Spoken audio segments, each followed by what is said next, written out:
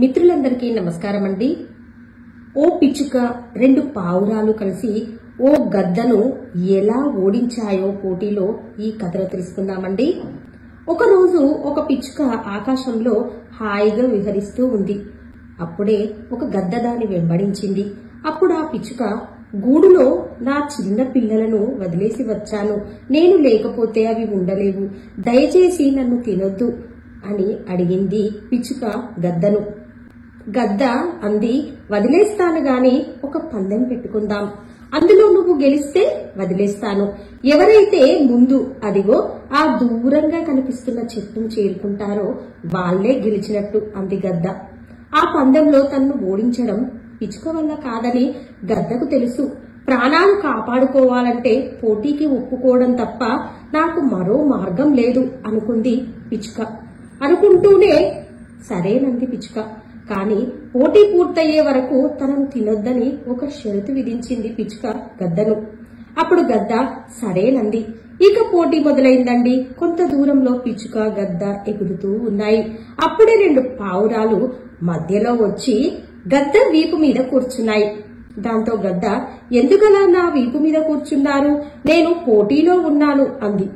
ఊరికే సరదాగా కూర్చోవాలనిపించింది గద్ద బావా, వేగంగా భలే ఎగురుతున్నావు అంటూ దాన్ని సరిగా ఎగరకుండా వెళ్లనీయకుండా అటూ ఇటూ కదిలిస్తూనే ఉన్నాయి. దాంతో పిచ్చుక ముందు చెట్టును చేరుకుంది.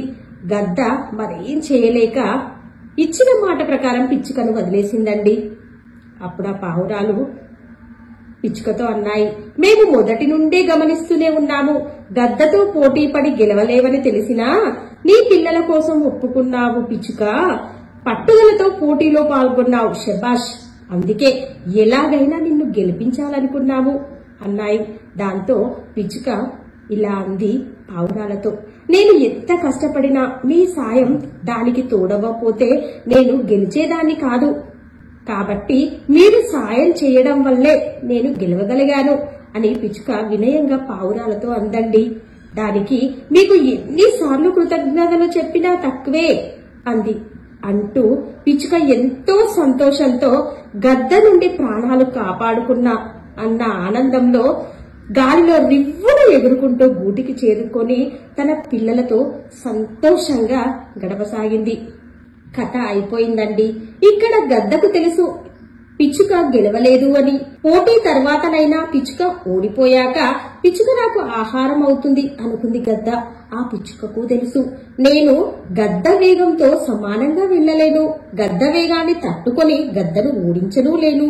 అయినా సరే పిచ్చుక తన పిల్లలకు తాను దూరం అయిపోకూడదని గట్టిగా అనుకుంది.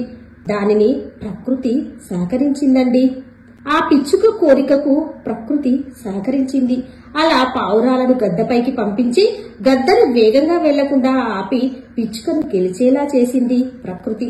తన పిల్లలకు తనను ప్రాణాలతో మిగిల్చింది.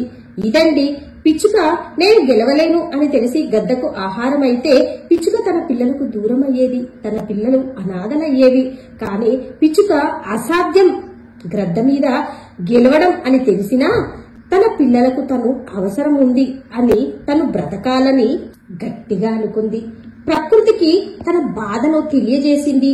న్యాయబద్ధమైన తన కోరికను ప్రకృతి కూడా సహాయం చేసింది. అందుకే వామ్మో ఇది జరిగే పని కాదు, నేను చెయ్యలేను అనుకోకండి.